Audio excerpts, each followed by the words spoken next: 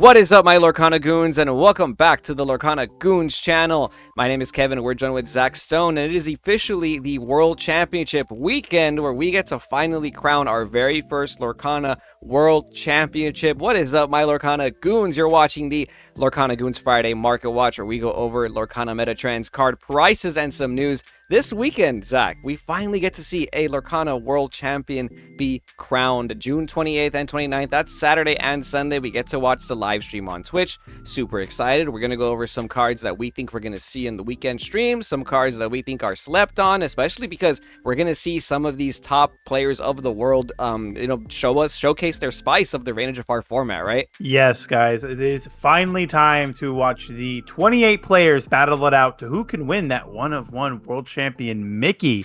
I know I can't wait to watch the live stream. Even though I'll be at the Frankenstein's Collectible Show, I still will be watching this live stream as often as I can because this is what I've been waiting for. Personally, I'm hoping that we get some better news and some more announcements into the next season as well. But overall, I want to say thank you and congratulating all these players that are going to give us some awesome games this weekend. Yeah, I think a lot of us are really looking forward to seeing some top tier Lorcana on stream. An official event, finally. It's been like, what, 6 months since we've seen an official event be streamed. And we're very much anticipating any news that Ravensburger and Team Lorcana would like to provide to us about any future events or the future of the game in general. You know, I think a lot of us are looking forward to kind of seeing what people are going to build, especially because there hasn't been any official events going on right now. So we're kind of just going off of these Charlie collectible shows, these huge tournaments that the local game stores are hosting, Southside Gaming, all these people, huge shout out for hosting tournaments. That's kind of what's dictating the meta right now, but I'm pretty sure after this weekend, after we see what decks these players chose to bring for the 3-deck format, we're going to start seeing some meta trends, some card pricing go up and down, right? So here's some cards that I think are relevant to talk about, starting off with some Enchanteds like Wrong Lever, right? We talked about this, I think, last week, where they were like $80, and right now they've gone up a little bit. Lowest verified is going to be Cards and Pops, $93 with a little bit of shipping, so very close to $95. Really, what I want to talk about though is that there's only 8 listings left, Zach, and at the very bottom they start to hit higher prices. They're $95, $100 even, right? So lowest verified is still that $93 right here, but it doesn't look like there's that many available, and this card in general has been seeing a lot of play in the green purple decks. Yeah, and you cannot buy more than just one from every seller that's currently available. So that's something to keep in mind, is that you're going to have to get them from 4 different vendors, and they may not all come at the same time. You may not need 4. You may just only need 1 for the collection or 1 to complete that playset that you're trying to max out your deck with. However, this is just a very solid card. I still think that this is going to be something that will be in contention post-rotation. As long as we see other good green-purple cards come back, I'm pretty sure this will also make another appearance with what we have available.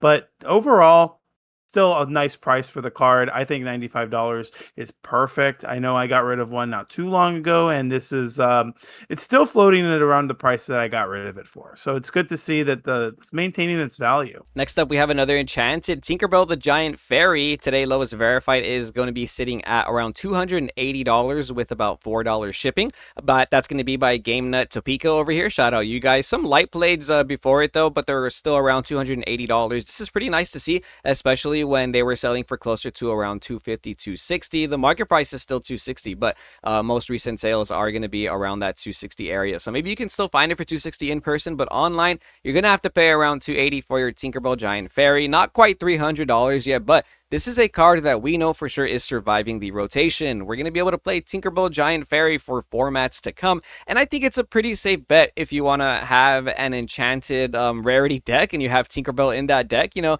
like I said, it's a pretty safe bet to be able to have this card and tell yourself, cool, I can play this for this current format, and it's guaranteed to be playable post set 9 Fabled, right? That's what I really like about some of these Enchanteds. Hopefully there's more Enchanteds that kind of survive the rotation so that we can see some nice prices here.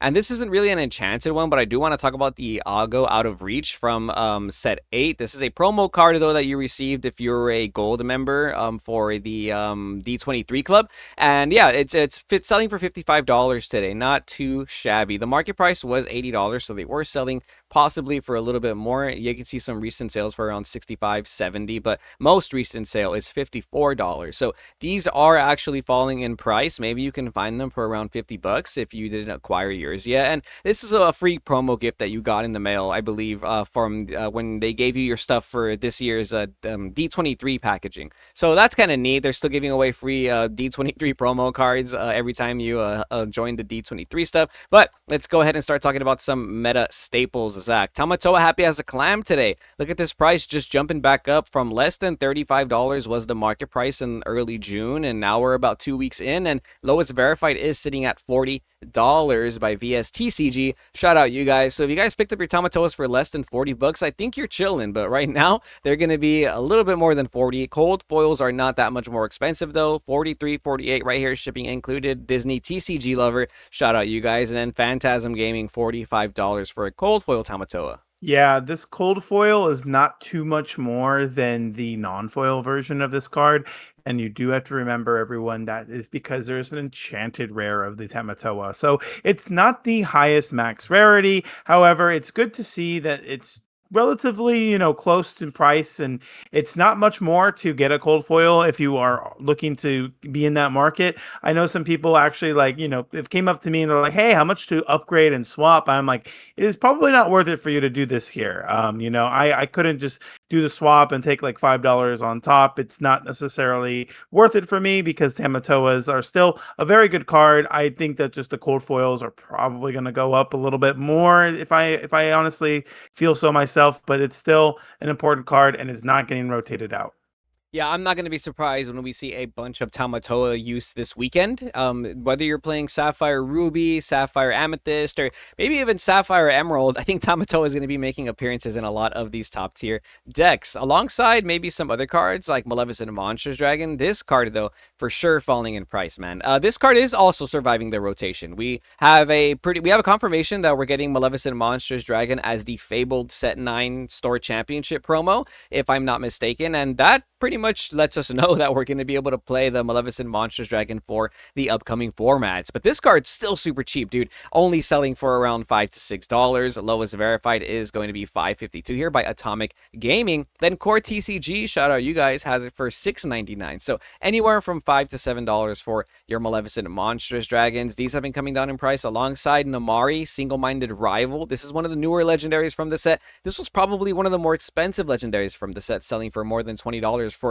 the first 2-3 weeks of Reign of Jafar's release, but now we're starting to see listings as low as $14.30 by Big Diz Riz over here. Shout out you guys for this $14 price point. That's gonna be lowest verified, less than 15 bucks. We do have another listing right here though for around $16.46 right here by Discounted TCG. Shout out you guys. This Namari is not the most played card in the meta, and to be honest, I'm pretty surprised it's still this expensive. I don't really see anybody playing this in their deck. It doesn't necessarily do what Beast does, and that's not giving you the additional card. It's more cycling your deck for finding those cards you would rather have. I think that this card will be something to consider and will be very solid going into the post rotation.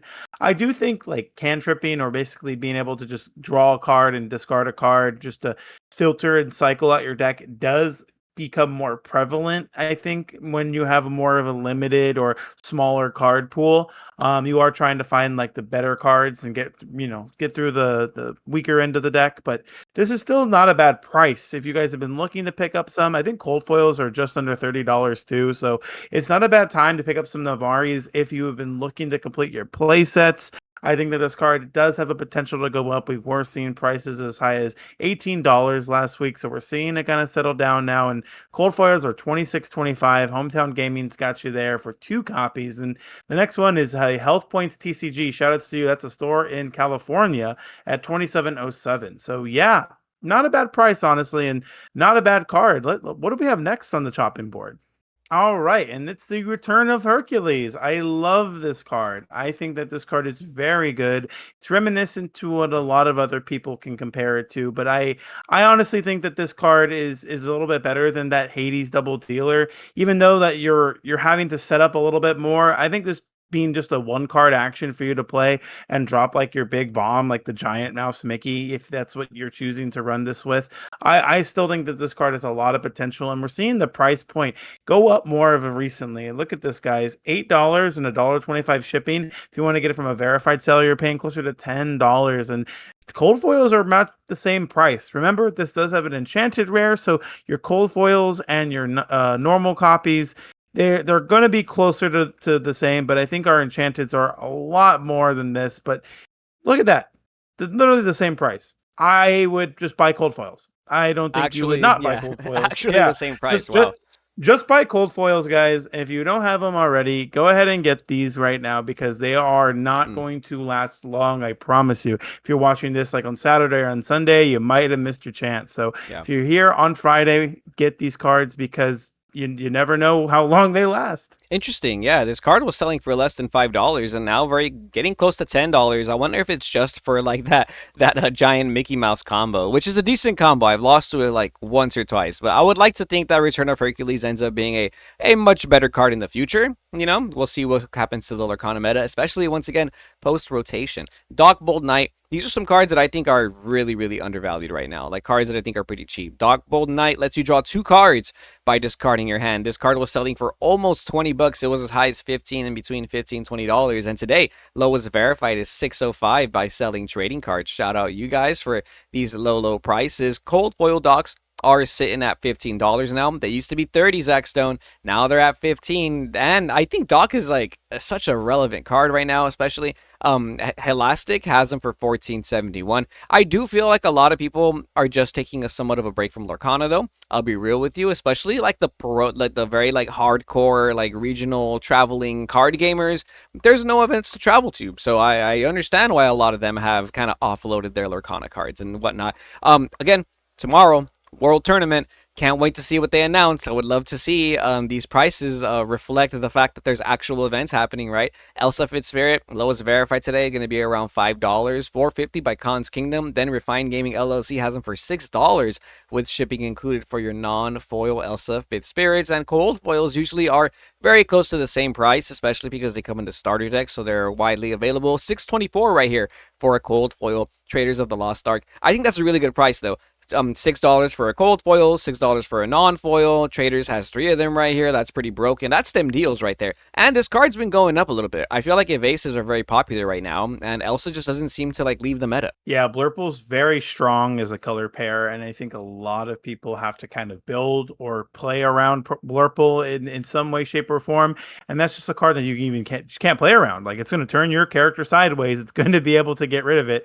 And there's just a lot more cards that I think you have to also consider into that matchup. This Diablo Obedient Raven 2 is now a solid $2 plus $1.31 shipping. And I'll be honest, I can't really hang on to too many Diablos. So if you guys have these, I'm willing to pay $2 right now to get these in my inventory. I won't make too much money off of it, but I think it's important just to kind of get this card. So if you guys are still here with me and you guys are in the Southern California area, I am located in Frank and Sons Collectible Show booth M4 when you walk in on the left-hand side every Wednesday, Saturday, and Sunday. And Kevin, you vend, right? Where can people find you? Yes, they know, Zach Stone. We're at the Ninja Exchange Collectibles in Carlsbad. We have a booth called the Olympus Project. It's down there in San Diego County. So if you're in Southern California, you can go say hi to Zach or I at one of our booths out there and pick up some of the cards you need for your decks. You know, pick our brains about what's popping in the meta, etc. And Zach has a bunch of cold foils, so you can definitely find your cold foil Diablo Ravens from Zach as well.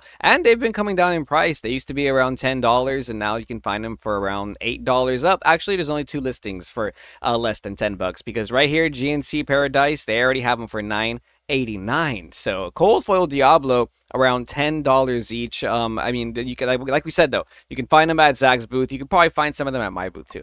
Some other cards that we should be talking about that I think are some random cards you can keep in your trade binder because they actually hold some value. Mulan Imperial General. This card does not see much play, but it still sells for an easy dollar. You know, this is a really clean card you can pick up. Also, if you guys are selling on TCG Player, I feel like these are clean cards you can just pick up very easily. You know, at locals, people don't really value them too high because nobody's playing them. Get them for some trade bait and then list them online. 92 cents a dollar with some dollar shipping. The igniting nostalgia over here, lowest verified for your Mulan Imperial General, not too bad. Wrong lever. This is a very strong card. We're looking at the Enchanted earlier, even the non-Enchanted. The non-foil is selling for at least $2, right? $2 with some extra shipping costs, potentially $3. Cold foils for these are about $5 each. Not too bad. There you go. If you want to make a shiny deck and you don't want the Enchanted wrong levers, you can play cold foil wrong levers for only $5 each. Speaking of cold foils, though, Zach Stone, we gotta talk about our boy Vinny. The Vinny cold foil today. Look at this price. Market price $242, but today lowest verified is SYGO $7.99 with $5 shipping. They have 5 of them for you, so maybe that's a deal. I don't know. Depends on where the pricing goes for this. But GameNut next verified seller $19.99 for a foil Vinny. Zach Stone. That's our only verified seller because these two non-verified sellers also asking $20 for Vinny, the green pigeon. I love this. Why? Because we talked about this, guys. We talked about this about a week, 2 weeks ago. A week ago, I'm not entirely sure when, but we brought up Vinny, and Zach and I were talking about how Vinny was the goo. Vinny's the man. He's next up. You know, he's the one that's next up on the ban list because he's that good. But in general though, we're pretty hyped up about this card, and the price is reflecting its popularity, right? Yeah, I am very sold on Vinny currently in my Amber Steel strategy. It's a very, very strong card. I think you have a lot of different ways you can approach building Amber Steel aggro, but Vinny kind of allows you to just stay very low to the ground because you honestly get rewarded for playing this card. You're pressuring your opponent nonstop, and if they're playing like red blue and they're just trying to ramp and find their be prepared, you drop a Vinny down, and if they be prepared you, Vinny sees every other character being banished, which means you gain a lore for all those other characters being banished. So the be prepared may seem like an answer, but it doesn't prevent that lore gain. And closing the gap is very, very good in a deck like this because you have a lot of aggressive, high questing lore characters, and it's just the cherry on top is like Vinny Pete because they're very limited in their actions. If you're just turning all your other characters sideways, then they're not going to be able to like hit your Vinny with like a brawl or something or a let it go. So they're going to be forced to trade into your characters and give you that extra lore, and it's just the icing on the cake. I've actually won a lot of games just by playing a certain way, and then they're forced to respond to like Rapunzel's Tower. And Vinny just allows you to gain all that extra lore. And I know we're going into like more of like a meta discussion, but I'll stop it there because you guys can find that out on our next week's episode of the Meta Watch. Yes, I mean, you know, we talk about the meta when we talk about the market watch. That's always gone hand in hand, I think, because that's why we mentioned the meta trends in the beginning of the video. But if you guys do want to learn a little bit more and really get into the nitty gritty of the meta, watch our Monday videos. Zach and I tend to go over the meta decks and we mulligan with them. This week, we did not have a mulligan session in our Monday video, but because we dropped a second video, which just came out yesterday, we sat down with head judge Albert Berdalins, where we were able to talk about the new World Tournament Championship format. So the Super Sealed format alongside the 3-deck format. You can hear us talk about what cards are good, etc. And I think Vinny would be pretty decent in that format too. The 1/4 body is pretty nice. Like you've been saying, Zach, turning your character sideways is just something you sometimes can't do in a lot of Lorcana decks, but with Vinny, you're kind of rewarded for just being kind of like ignorant and just being, I'm going to quest with all my Amber Steel characters. Go ahead and banish them. I'm going to gain lore anyways. And even if they do have a brawl, a let it go, or even stuff like Hades, sometimes the Vinny has to eat it up before they start clearing your other characters. Like I've seen Sapphire decks Hades my Vinny before they start challenging my other characters because you know they have to respect the amount of lore I'm going to gain. Goes As they should. yeah. It's pretty decent amethyst steel too. I think I don't know if Vinny's going to be a $20 cold foil for long, but I do think the market price of $2 was unwarranted. So you know anywhere from $2 to $20 is what you're going to have to pick it up for right now. But I do think it's a decent card. Not sure if it's going to stay $20, but I would like to say $5 to $10 for that cold foil Vinny. 20 is what I would want to, be comfortable paying for that card. Let It Go. A non-foil Let It Go today will cost you around $2 to $3 for a non-foil version of this first chapter song. Cold foils for these are still pretty nice. They sit at around $8 to $9. The Media Market LLC $8. Then Scoggins Collectibles $8.74 for your cold foil Let It Goes. And if you are an Elsa fan, you can also play Into the Unknown into your Blurple deck. These cold foils are selling for $6 still. They've been coming down in price, which is really good to see. I know Rain of Jafar was pretty hyped up in the first few weeks, but per usual in the Lorcana space, cards just come down in price after they've, after we've had the meta established, right? Even the non-foils are now only selling for $1. So if you're paying $5-6 for each one, I think that was a little too high. Today you can find them for around $120 or $150 with some extra shipping costs right there. So about $2 each. Let's talk about some I more. do want to give a shout out. Sorry to cut you off, but last week, Kevin, when you were in Vegas, shout outs to Greg because I believe it was Matt asking for a cold foil Into the Unknown, and I didn't have one, and Greg gave it to him. So shout out to you, Greg. Like you are literally like Greg's the man. Yeah, you are the hero we do not deserve, but we do need. No, for real. yeah, shout out Greg. Greg is built different. Like, he be doing that, dude. Like, there's times where I'll be, like, talking to Custies, helping him build a deck, and I'm like, ooh, we're short, like, one copy of this or, like, one copy of this. And Greg just pulls out his little trove. He's like, these are all the packs I opened today. And he starts looking through it, and bam, here you go. Here's what you need for your deck. He's like that, dude. I love it. But I'm sure a lot of us have a Greg in our local community where you're like, oh, man, I'm missing this one copy of this one card, and I can't find it anywhere. And homie pulls it out of the binder and just says, just keep it, bro. It's not even that big a deal. Gotta appreciate all the Gregs of the world, man. And if you're not a Greg, then be a Greg today. Maui Stubborn Trickster. Lowest verified today for a cold foil. Maui Stubborn Trickster is going to be about $3. Scoop Phase has it for $2.50 with $1.30 shipping. The Igniting Nostalgia 311 has it right there for cold foil Maui Stubborn Trickster. Zach, I know you said that you have some interest in this card for the future of the game. Yeah, I have like a good feeling that this is probably a card we'll see messed around with post rotation. There's a lot of cards that I feel like people wouldn't want to have come back for green steel.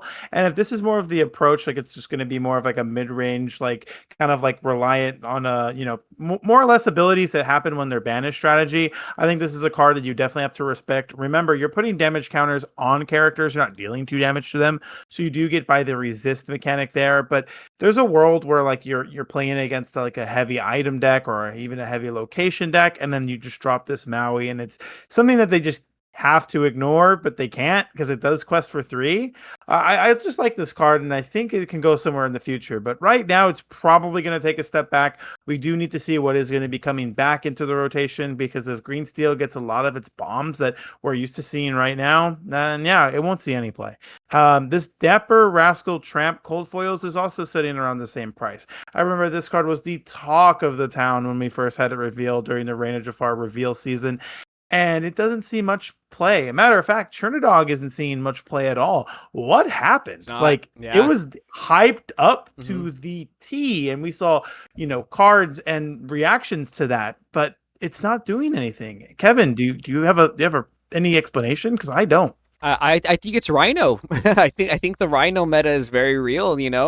I feel like last format Chernodog, had a very good matchup against Amber Steel, and now it's not as like guaranteed is what it feels like. Also, again, we haven't had like too many major events. I feel like the Chernodog lists have been kind of changing week by week from like what I've seen in the Chernodog support forums. Some people not even playing Chernodog anymore. Some people playing just in time. Some toying with the Champ Dapper Rascal. I think really what it is though is like people reading cards in a vacuum and kind of forgetting that like the Lorcana like gameplay or metagame is a lot more nuanced than just like reading cards and thinking they're good. A card like this, 6 cost, like the 6 cost is so high for a deck like Yellow Green Lady and the Tramp. You know what I mean? So if you're not shifting this card, the card's pretty much dead in your hand. And on top of that, like there's not really that many good shift targets that you want to utilize because the other tramps are just so good. Yeah, so there's a lot of layers to it. I think that we're in a huge purple meta, and foxes, crabs, Elsas, they completely disrespect the lady and the tramp strategy. Having only characters, right? So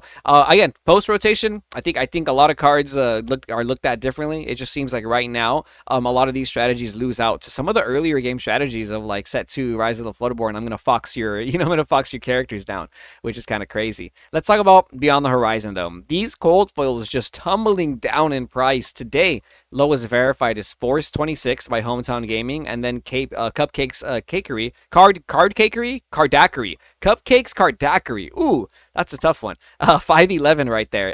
With $1 shipping, so around $5 to $6 for your Beyond the Horizon foils. These were selling for around $15 during the first few weeks of Reign of Jafar, even $10 last week. But today, $5 to $6. I don't know, guys. I think y'all are undervaluing. I think you guys are undervaluing Beyond the Horizon, which I think is just going to replace Whole New World the next format, right? That's just my opinion. This is so cheap for this card. Yeah, I do want to mention too that we're getting Powerline and we're getting other Singer cards, and we still don't know exactly what Powerline does. We have an idea, but this is still a very solid card.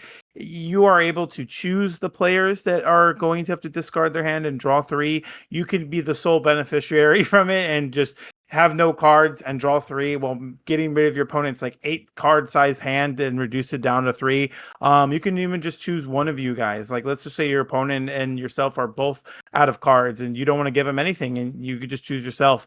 It's a very versatile card and I do love it. It's a card I tried to play in like an Amber Steel strategy with like You Have Forgotten Me and stuff. And I think it's just not good right now with the way some of the meta is shifting out to be. I think Blurple has a lot of draw power itself, but I think if they start noticing that you have this kind of strategy, they can just start inking their draw power and just playing a lot of their bombs, and you never can resolve this card against them. And same thing goes with like Ruby Amethyst; they can just do the same kind of thing. So overall, it will have its moments where I think it's really good, but it being uninkable and it being just kind of only being able to draw three, it is not Whole New World. Doesn't replace Whole New World, but it can do things differently than what Whole New World can do. All right, maybe you want to combo it off with another strategy like Goofy Groundbreaking Chef over here, which can help you sing Beyond the Horizon, because Beyond the Horizon's a sing together card, so you just need to add up the cost to make it 7, right? But huge shout out, Wonderful, for giving us the suggestion in our Discord. Join the Discord, by the way, guys. Goofy Groundbreaking Chef. You can find this legendary in your packs of Reign of Jafar by cracking it open, or if you purchase the Palace Heist, which is that little box that where you can fight against Jafar, Lorcana style. It actually comes with one of the copies of the Goofy Groundbreaking Chef, and they're the same price. Look at this, lowest verified for the non-foil. By the way, the non-foil all access card shop, $6.83, so pretty much $7. And then this one's foil. It's a very special foil, by the way. It even has the sand right here, kind of floating away, right? These are only selling for $7.43, so for only about 50 to 75 cents more, you can get the promo foil Goofy Groundbreaking Chef, which is even nicer looking than the cold foil version, and this cold foil is around $9 to $10, right? So 3 different Goofies you can acquire for very close to the same price: $10, $7, or $7.50. What do you guys think in the comments is the best come up for that Goofy, right? But before we call it a day, Zach Stone, we got to talk about the pricing for the World Championships, for the Lorcana World Championship Tournament.